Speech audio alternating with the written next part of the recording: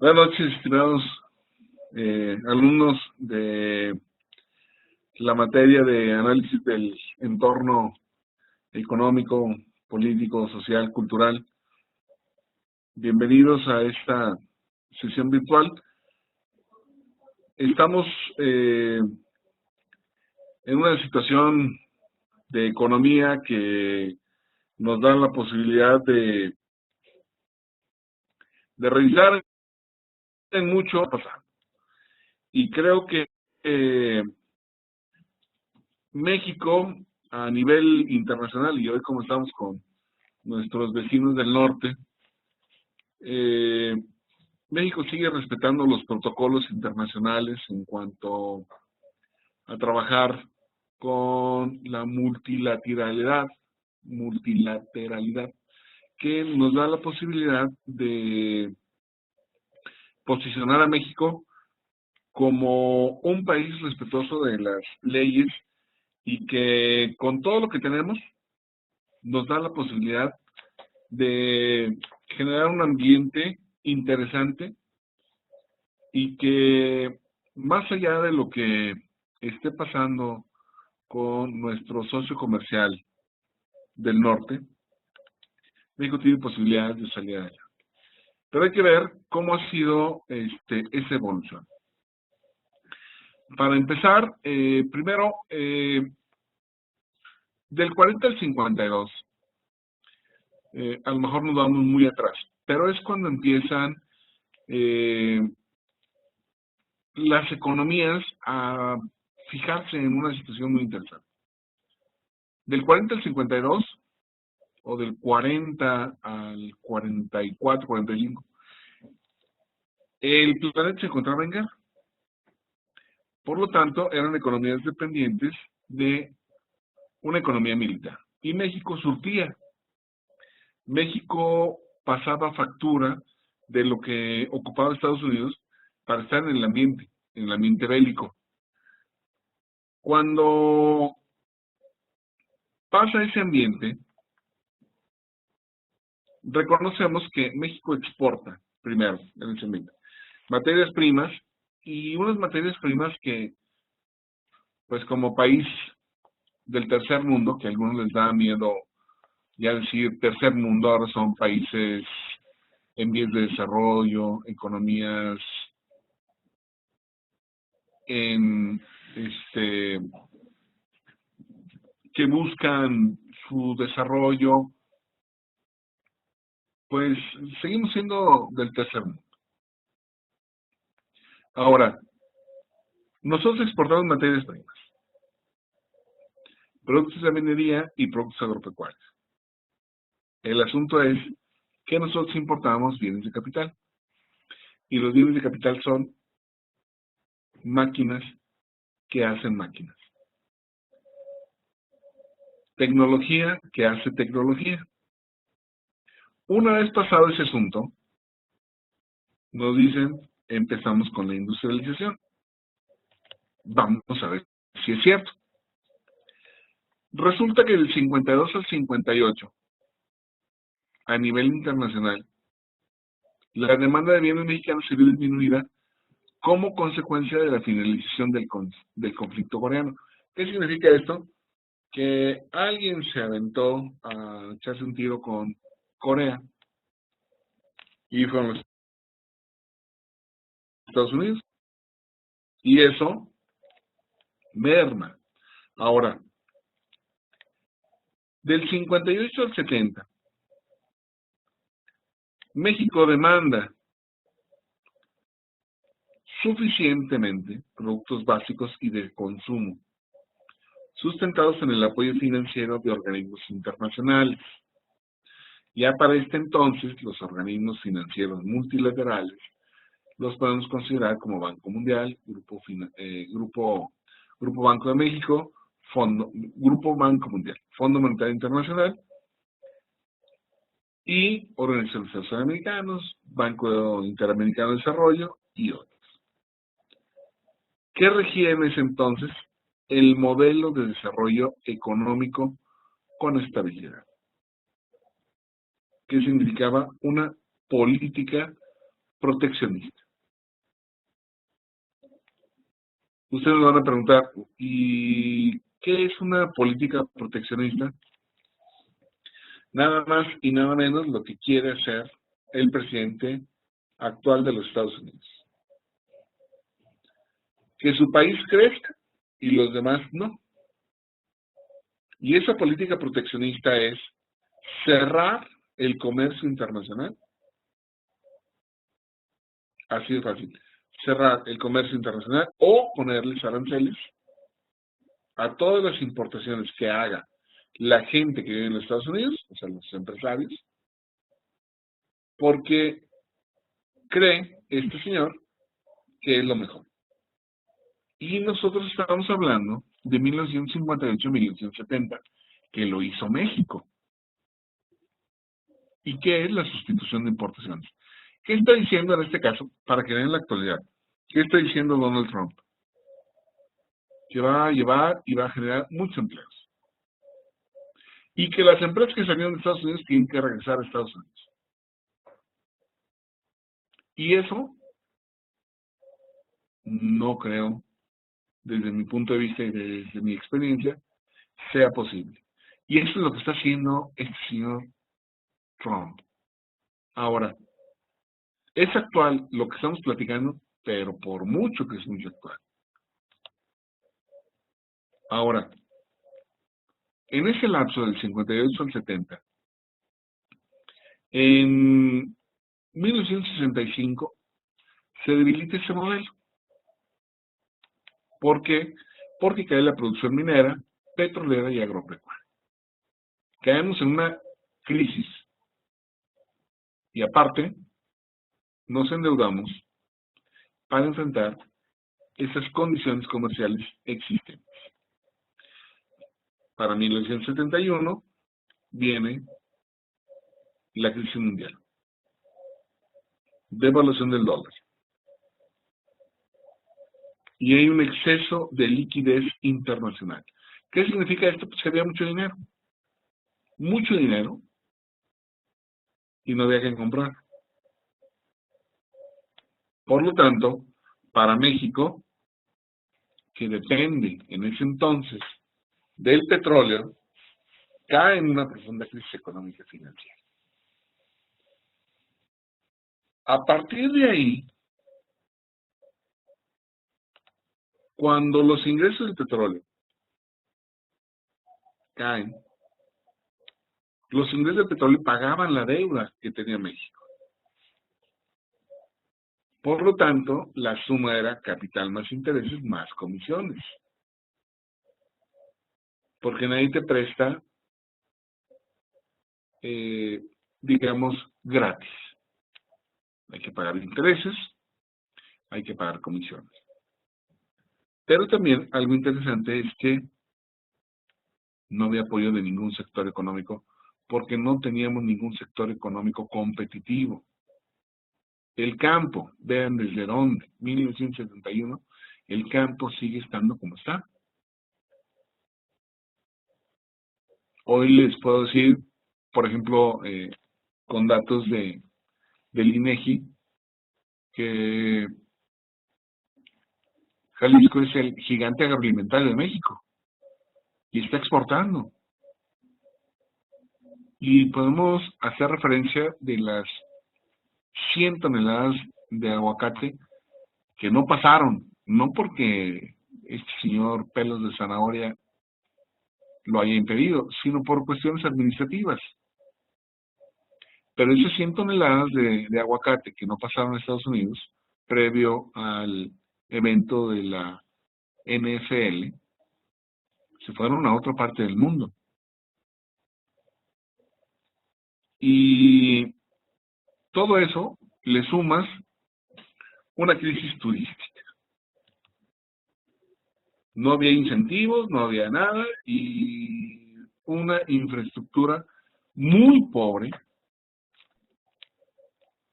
por no decir el término elegante paupérrima, la crisis del turismo en México. Y la crisis era porque no había infraestructura, ni carreteras, ni aeropuertos, hoteles, pues para qué se los platico. Pero bueno, ya para 1986, la famosa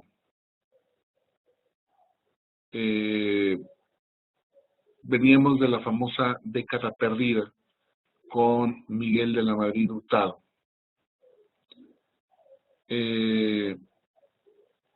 Donde pues prácticamente todo era el gobierno. Bancos, carreteras, ingenios azucareros, teatros, cines, productoras de cines, papel para las imprentas, periódicos, revistas. Sí, quien le tiraba al gobierno en ese entonces, pues le dejaron de vender papel. Algo más o menos como lo que está pasando en Venezuela. Tú le tiras al gobierno, te deja de vender papel y pues con qué te mantienes. Y muchas empresas más. Muchas. Y esa década perdida de Miguel de la Madrid, que es el momento en el que estamos, como que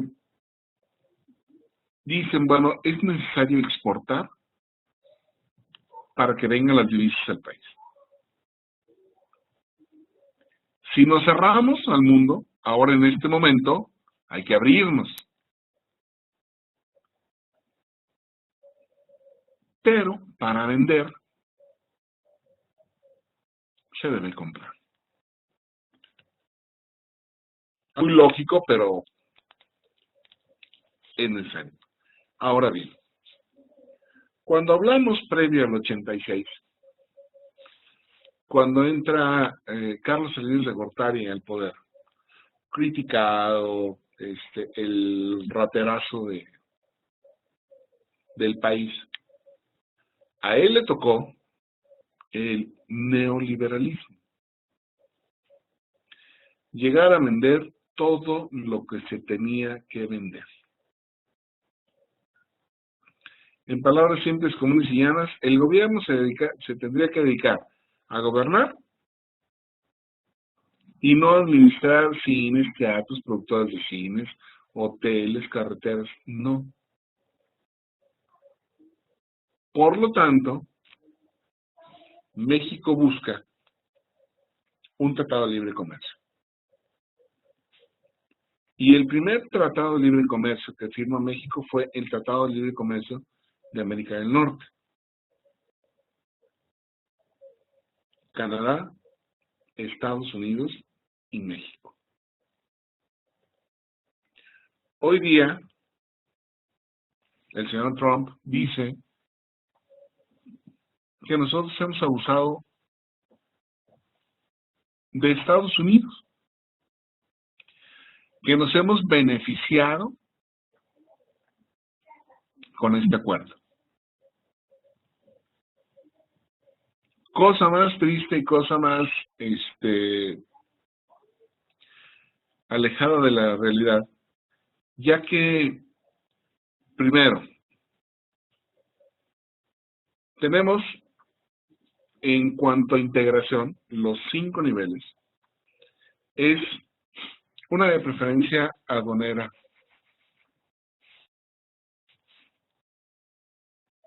2, una asociación de libre comercio, que es en donde estamos con Estados Unidos y Canadá.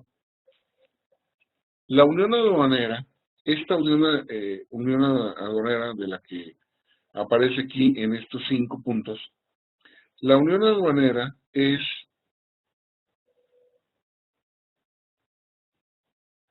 lo que sucede en Guatemala, Honduras, Nicaragua, El Salvador y Costa Rica, en donde si exportamos algo de aquí de México para Centroamérica, lo que se registre en la frontera con Guatemala se registra para cualquiera de los otros países con los que tienen ellos la unión aduanera: Guatemala, Honduras, Nicaragua, El Salvador y Costa Rica. 5 países. Esa es la unión aduanera. Cosa que no hemos llegado, nosotros estamos en el punto número 2. Entonces, ¿qué pasa con el mercado común? Ustedes se recordarán que el mercado común fue previo, y lo podemos ver, fue previo a que se consolidara la Unión Europea. Previo a conocerla como la Unión Europea, era la Comunidad Económica Europea. Y hoy día, la Unión Europea prácticamente está en la integración total. ¿Qué le falta?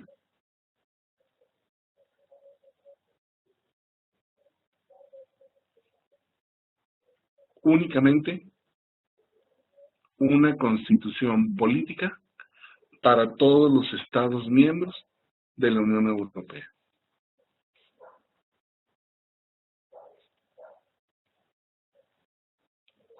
¿Qué podemos vislumbrar de esto? Primero, en que estamos en pañales. Nosotros estamos en el número 2, Asociación de Libre Comercio. Y bueno, el presidente de los Estados Unidos quiere acabar con esa Asociación de Libre Comercio. No nada más con nosotros, porque ya se salió de la Alianza Transpacífica, de la TPP.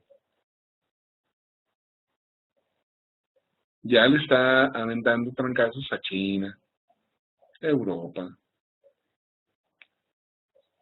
Y mientras sigamos así, no vamos a pasar a una unión aduanera.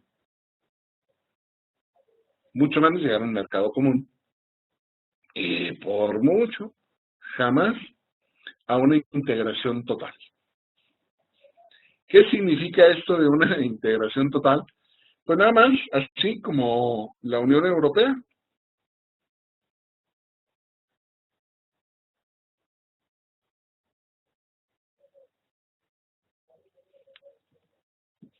A Europa nada más le falta la constitución política. Pero ya vieron que sufrió un descalabro con el famoso Brexit. Cuando se sale Reino Unido, 5 países abandonan, ¿sí?, la Unión Europea. Pero bueno, ese es asunto que luego platicaremos. Lo que hemos platicado es esto: cuáles son las ventajas y cuáles son las desventajas. Y creo que esas ventajas y desventajas no las ha puesto en consideración el presidente de los Estados Unidos. Como que no sabe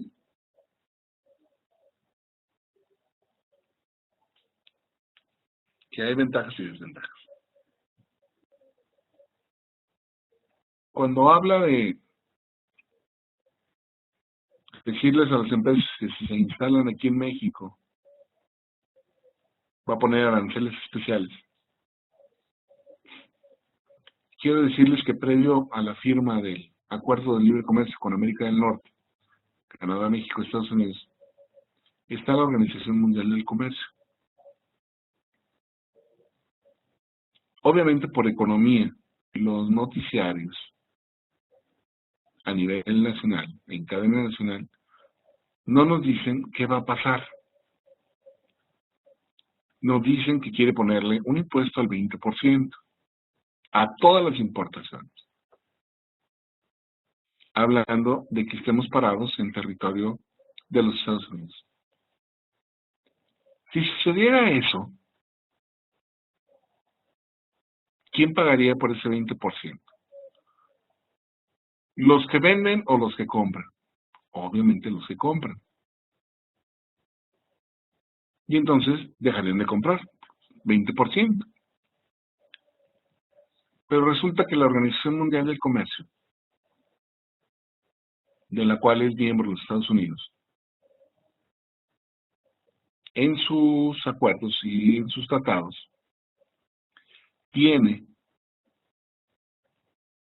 que para importaciones de vehículos de países con los que no tenga un acuerdo,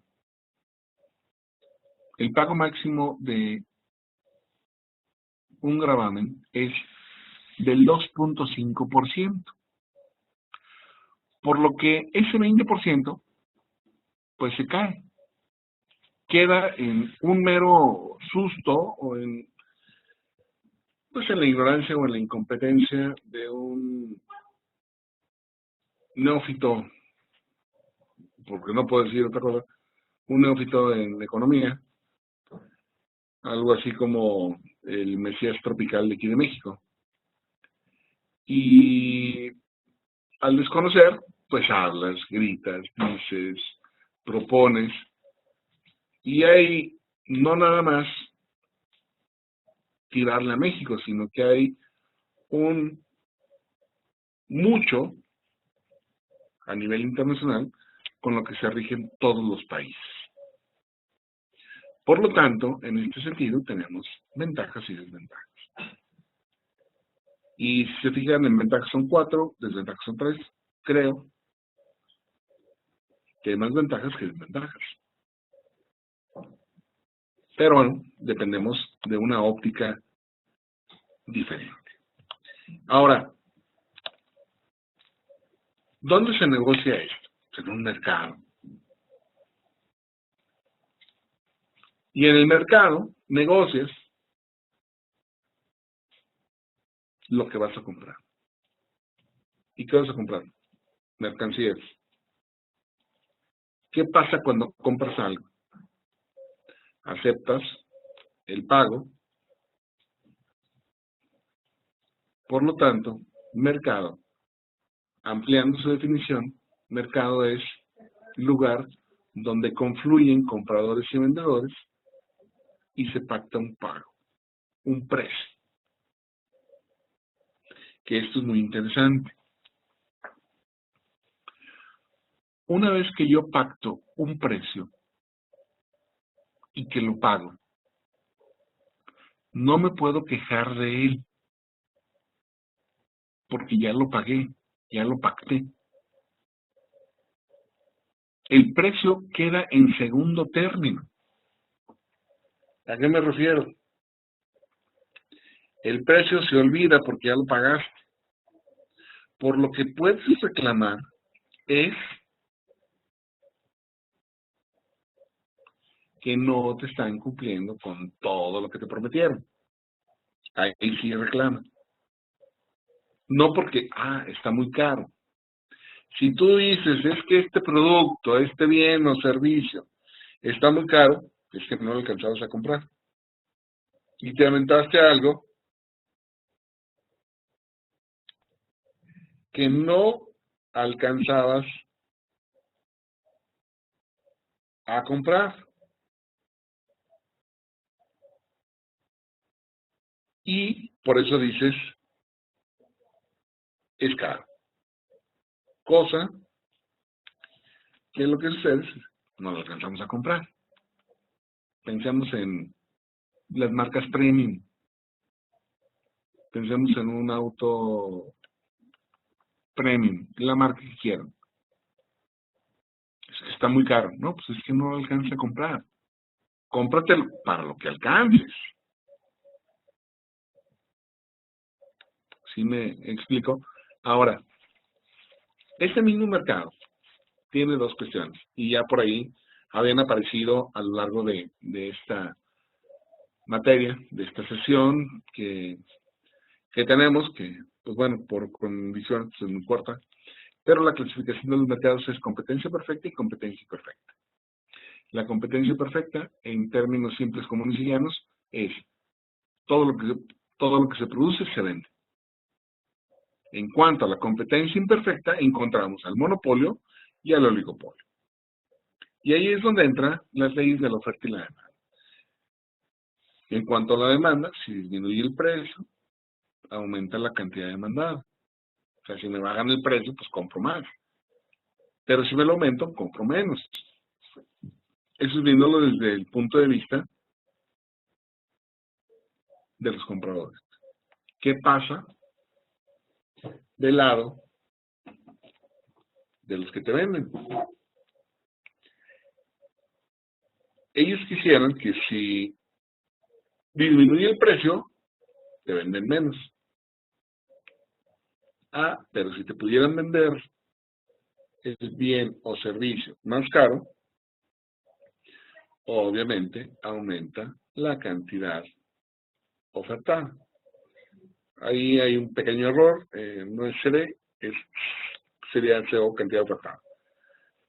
A lo que voy es a lo siguiente. Cada quien va a ver por sus intereses, tanto compradores como vendedores. Pero necesitamos ubicar qué es lo que buscan los que venden. No nada más es ver pues que hay un monopolio puro, que hay un oligopolio, que hay un monopsonio, un oligopsonio, sino también ubicar qué determina la oferta. Uno de ellos es el número de compradores y vendedores. Mientras más vendedores en el mercado haya, mejor para nosotros como consumidores. Hace unos años sucedió que las famosas mini bodegas Aurrera, yo creo que deben de tener una cerca de su casa y si no, donde viven por ahí debe de haber algo. Esas mini bodegas Aurrera llegaron a revolucionar a los municipios, a los estados, porque decían, van a terminar con las tienditas, con los famosos changarritos que le llamaba Vicente Fox. Y decían que, pues, que era una competencia desleal. Si ponemos en contexto la palabra competencia, competencia significa rivalidad u oposición. ¿Quién sale beneficiado de eso? Los compradores. Si yo me encuentro frente a frente una bodega Aurrera y un Soriana, o un Walmart, o un Soriana, digo, una tienda Ley, pues yo tengo la capacidad de elección. ¿Dónde voy a comprar? Pues yo decido en función de mis ingresos. O me voy a Aurrera, o me voy a Ley, o me voy a Chedraui, y yo decido. Pero hay una competencia. Y eso es el mercado. Pero bueno, regreso al ejemplo de las tienditas Aurrera. Aguascalientes, San Luis, Querétaro, Guanajuato, lonas y lonas por todos lados de que estaban en contra de que se abriera. Y había gente que los apoyaba, cuando no sabían que el beneficio era para el consumidor. Ahora tenemos tienditas de esas de la Aurrera por todos lados. No llegas y batallas porque no tengo cambio. No tengo de este, pero le puedo vender de este. Pues obviamente no, ¿verdad? Y eso nos ayuda al precio de las mercancías, a las expectativas de los precios, porque nosotros elegimos, a que, obviamente, por medio de técnicas de producción, sean más baratos los productos.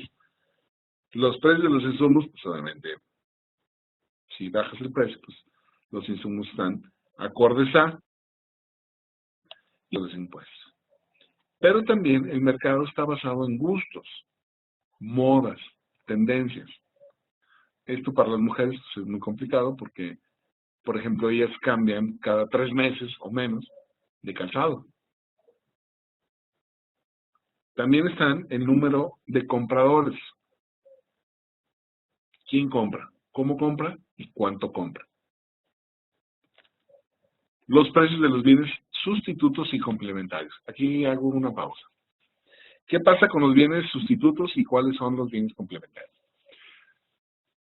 Sustitutos, uno u otro. Así de fácil. Uno u otro. Café o té. A final de cuentas, las dos bebidas o los dos insumos pueden tomarse fríos o calientes. Pueden tomarse con azúcar o sin azúcar. Con endulzante o sin endulzante. Pero eliges uno u otro. Esos son los sustitutos. Y los complementarios, eso sí es uno más otro. ¿Qué ejemplo podemos poner? Cine. Aunque hay algunos que van al cine y no se come nada. Pero el cine lo podemos poner. Cine, palomita, refresco. O centro comercial más estacionamiento. Esos son los bienes complementarios. Y otra cosa, pues las expectativas en los precios. ¿A dónde llegamos con las expectativas? Pues esperando, en este caso, como sucede ahorita con la gasolina, esperando que mañana el precio de la gasolina sea menor al que está hoy, o mayor. Pero eso es lo que revisamos y lo que vemos. Por lo tanto, en el mercado se dan bienes y servicios. Se da un pago por ellos. Por lo tanto, hay oferta y hay demanda. Ahí se intercambia, se pacta un precio y es donde ya no podemos hacernos para atrás. Sí podemos reclamar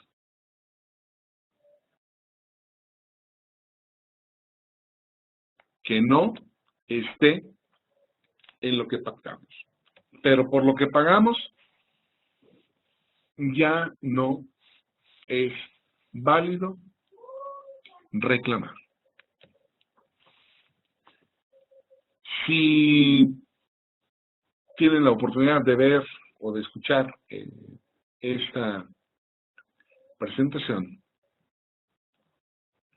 y tuvieron alguna duda, obviamente con toda confianza, pues me la pueden hacer llegar por mensaje o en cada una de las actividades que hemos realizado, pues, incluirle ahí, oye, no me quedó claro esto, pasa esto acá donde yo vivo, y lo podemos platicar. Ahora, es muy interesante ver cómo ha ido evolucionando, y lo hemos visto desde que tratamos los sistemas o las ocurrencias que ha habido en México y que no han funcionado. Y donde hoy día tratamos de explicar de qué se trata el flujo circular de la actividad económica. Porque dejarlo en lo que hicimos, o vamos a hacer, o estamos haciendo, es como dejarlo a medias. Y ese a medias, es como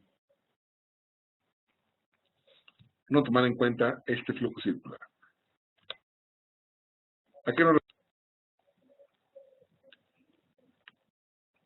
Primero, estos son los tres que formamos parte de un sistema de economía de mercado.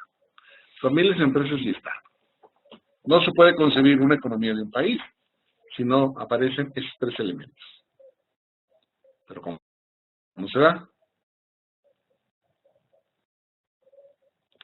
Las familias tienen ese doble papel. Las familias son las propietarias de los factores de producción, tierra, trabajo, capital, y dicen ya después de los clásicos, de neoclásicos, la organización. Porque puedes tener tierra, trabajo, capital, pero si no te sabes organizar, pues se va a la quiebra. Y de los conocimientos asociados a la tecnología, el saber cómo le haces. Y, obviamente, reconocer las unidades elementales de consumo. Cuando pasa esto, las empresas utilizan esos factores productivos de las familias. ¿Para qué? Porque yo contrato a alguien, gana dinero, y con ese dinero que gana me compra. Por lo tanto, se producen bienes y servicios que las mismas familias demandan. No se produce para ver quién me compra, sino ya sé quién me va a comprar. Por lo tanto, lo que sucede es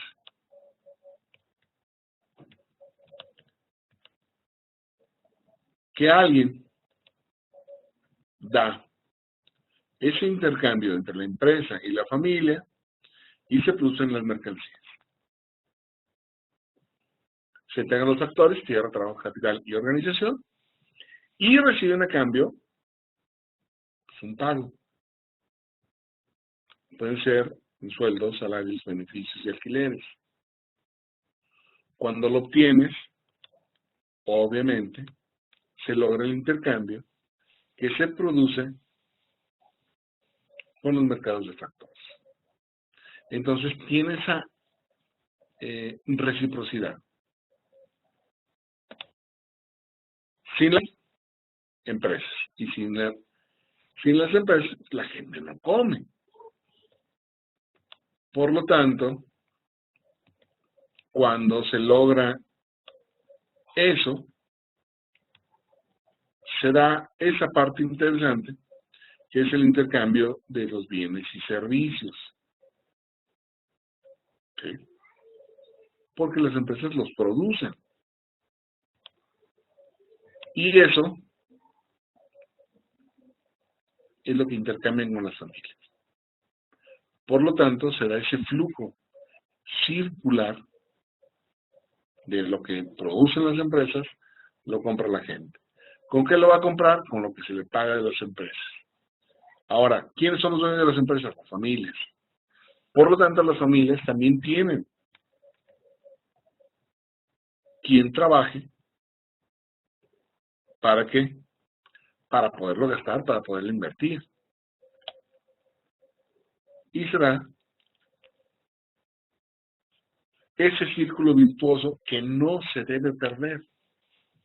Si las familias dejan de comprar, las empresas dejan de producir. Si las empresas dejan de producir, las familias no tienen a quién comprarle. Entonces, por lo tanto, en el sistema económico hay que distinguir entre flujos reales y los flujos financieros. Los flujos reales son los que compras, los financieros, pues obviamente, van directamente a IGA. ¿Cómo pasa esto? Por medio de los impuestos, por medio de subsidios o subvenciones, tanto a las familias como a las empresas. Por ejemplo, un impuesto que no se cobra aquí en México es a los alimentos, a las medicinas. En otros países sí, aquí no. Y al final de cuentas, son bienes y servicios que se están comprando, que se están negociando, y obviamente se pagan impuestos, se cobran impuestos. Y desde el punto de vista de la contabilidad, pues es IVA acreditable e IVA por cobrar. Y bueno, para no entrar en más detalles en cuanto a el total de la presentación, porque obviamente nos falta oferta, demanda, punto de equilibrio, que ya sería ahondar mucho y que por el tiempo nos quedaríamos a la mitad o al inicio o no alcanzaríamos a revisar todo lo que Se trabaja con oferta, demanda, punto de equilibrio. Les dejo la presentación. Lo que sí quiero puntualizar es, este curso de este mes que tuvimos la oportunidad de compartir, nos da la posibilidad de revisar lo que está pasando allá afuera. ¿Qué es allá afuera? Pasando a la puerta de mi casa, pasando a la puerta de mi negocio, pasando a la puerta de mi empresa, pasando a la puerta de donde yo trabajo. Hay un mercado real. Hay compradores, hay vendedores. Hay gente que todos los días incluye compra-venta, que todos los días produce bienes y servicios, y que nosotros somos los más interesados en adquirir, en producir y obviamente en pactar un precio. Qué interesante que tengamos la sensibilidad de fijarnos por dónde andamos, de fijarnos qué hacemos, cómo compramos, cómo gastamos, cómo invertimos, porque en la economía de un país, hablando de México, necesitamos una muy buena economía y una muy buena cultura financiera. No es que tengo dinero en mi bolsa y lo tengo que gastar. Es muy probable que sí lo tenga que gastar, pero ¿cómo lo voy a gastar? La economía me da la posibilidad de revisar qué gastar, cómo gastarlo, en dónde gastarlo, con quién gastarlo y cuándo gastarlo. Pero si yo no pongo atención a eso, puedo regresar los modelos que revisamos. Modelos en los cuales se experimentó con un México vivo y que aprendió. Es muy probable que no estemos hoy de acuerdo con todo lo que se está haciendo en Presidencia de la República y el Gobierno de la República, pero es lo que está pasando.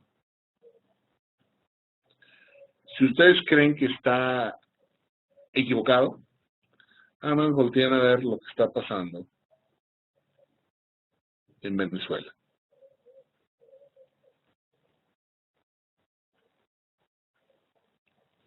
Lo que está pasando en Venezuela ya lo experimentó México.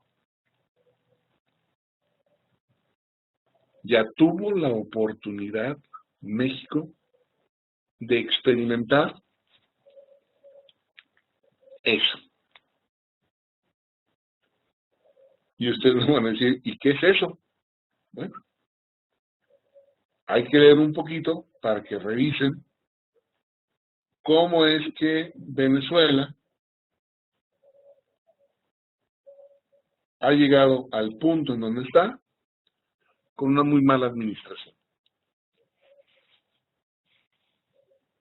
Y si nosotros ya lo experimentamos, pues hay que darle cuentas al mundo de que eso no es el camino correcto. Hoy día no nos gusta lo que está pasando, pero es muy probable que hoy las medidas impopulares en el futuro sean las más populares. Así le pasó a España con Felipe González. A Felipe González le tocó implementar el impuesto al valor agregado, el IVA, y los españoles se le lanzaron encima. Y él decía, que de hecho es de donde retomo, pues las medidas impopulares muy probablemente más adelante sean las más populares. Nos duelen hoy, pero es muy probable que lo disfrutemos más adelante. No nos desesperemos, es parte de la economía, es parte de lo que tenemos que vivir. Vamos con muchos años atrás, muchos años atrás, de llegar a ser un país de primer mundo. Pero los pasos que se están dando, quiero, desde mi opinión, decirles que lo vamos a experimentar y el tiempo nos dará la razón. Yo agradezco el favor de su atención. Para cualquier duda o comentario, quedo a sus órdenes y lo pueden hacer llegar por medio de la plataforma y les daré respuesta. Ojalá y completen todas sus actividades para poder calificar. Estoy a sus órdenes y les agradezco el favor de su atención. Buenas noches. Muchas gracias.